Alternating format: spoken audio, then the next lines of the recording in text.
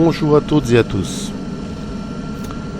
Le troisième procès qui se prépare en septembre prochain sera déterminant, à condition qu'un éclairage complet, nouveau et impartial soit fait sur cette affaire.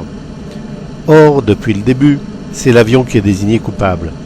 Si c'est pour faire un troisième épisode identique au deux précédents, ce sera une troisième fois une immense déception, autant que l'image d'une justice impuissante à désigner un coupable.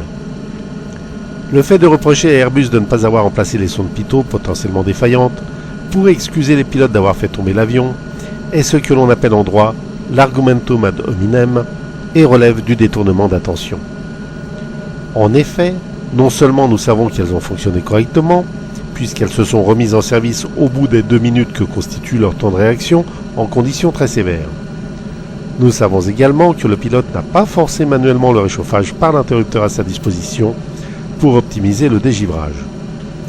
Les contestataires voudraient absolument qu'elles aient été remplacées, persuadés que l'accident n'aurait pas eu lieu si cela avait été effectué. Il est quasiment certain que n'importe quelle sonde de n'importe quelle marque, fonctionnant de la même manière, se serait assurément obstruée de manière identique par moins 42 degrés dans les conditions que nous connaissons. De plus, même si les sondes Pitot en place possédaient un défaut de fabrication, il ne les a pas empêchés de fonctionner correctement. Inutile donc de regretter de ne pas avoir pu les repêcher pour vérifier. Interrogeons-nous maintenant sur quelques points. Question. Est-il possible de fabriquer des sondes qui ne givrent pas ? La réponse est oui en théorie, non en pratique.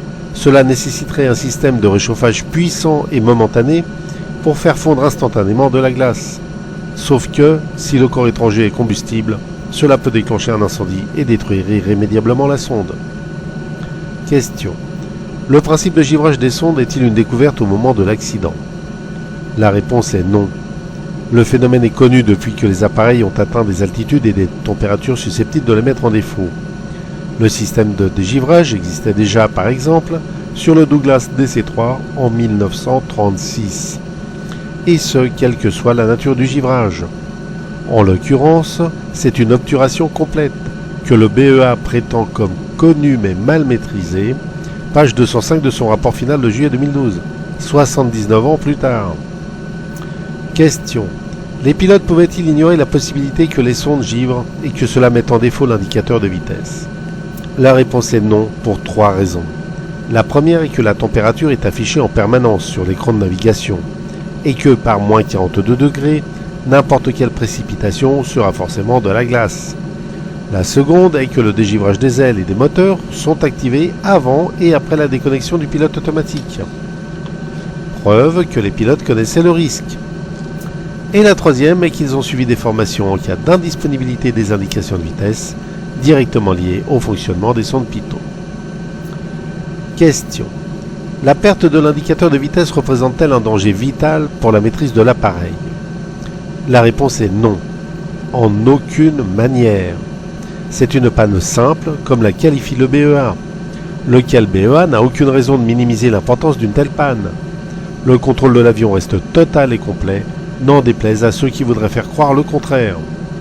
La perte du repère visuel peut déstabiliser, et c'est bien pour cela qu'existent les formations dédiées pour apprendre à piloter sans, momentanément d'ailleurs, comme ce fut le cas ici, ou durablement selon la nature de la panne. Alors, me direz-vous, quel rapport avec le décrochage ? Réponse, justement, il n'y en a pas. Ce que les tribunaux ne reconnaissent pas. On estime que, si pas de givrage, pas d'accident. Un décrochage peut être provoqué par n'importe quel facteur. Et ici, c'est la réaction du pilote face au fonctionnement naturel des instruments de l'appareil. Ça aurait pu être pour éviter au dernier moment un relief à travers du brouillard ou dans les nuages. Un autre appareil, une remise des gaz en urgence face à une approche trop longue, un vol d'oiseau ou tout autre événement nécessitant une manœuvre et une ascension rapide, lesquels nécessitent bien entendu une surveillance accrue des instruments et des conditions de vol, corrélation entre vitesse, altitude et assiette de l'appareil, pour le remettre ensuite en palier une fois le danger écarté ou l'incident clos, la remise en service des sondes.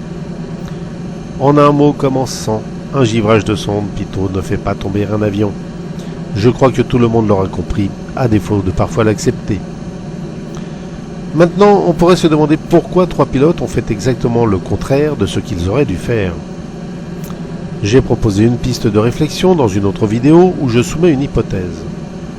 En ce qui concerne l'apprentissage, on lit partout que les formations postérieures à l'accident ont été complétées, améliorées, consolidées, ce qui prouve bien qu'elles n'étaient pas totalement adaptées aux conditions que pouvaient rencontrer ces pilotes, malgré les 76 ans d'existence de l'entreprise et ses retours d'expérience en 2009. Reste à retrouver les documents de l'époque. Recommandait-on déjà de ne rien toucher et surveiller attentivement l'assiette et la poussée en cas d'IAS douteuse? Inculquait-on déjà le contrôle de la vitesse par la gestion du couple A sur N1 selon la masse de l'appareil? Informait-on déjà qu'un décrochage en haute altitude est le même qu'en plus basse, en tenant compte de l'altitude densité, et donc rattrapable de la même manière?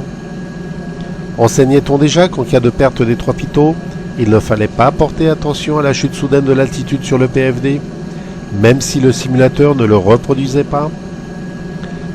Apprenait-on déjà que la pertinence d'une alarme est à confirmer et certifier afin de pouvoir prendre la bonne décision?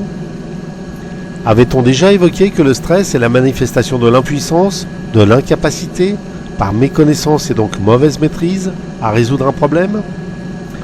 Ce qui est inconcevable aux commandes d'un appareil de plus de 200 tonnes, avec 3 pilotes dont un commandant de bord aux commandes. Comparaison n'est pas raison, dit-on. Mais tout de même, entre le vol United Airlines 811, le British Airways 5390, le United Airlines 232, et par autre exemple le Qantas 32 ou le vol NOAA 42, tous étaient des vols en situation critique ou catastrophique. Alors, que penser d'un tel drame pour une simple perte d'indicateur de vitesse? Je laisserai le tribunal en décider, mais de grâce qu'il ne se trompe pas de coupable. Cette vidéo est terminée, je vous remercie de l'avoir suivie et rendez-vous au mois de septembre.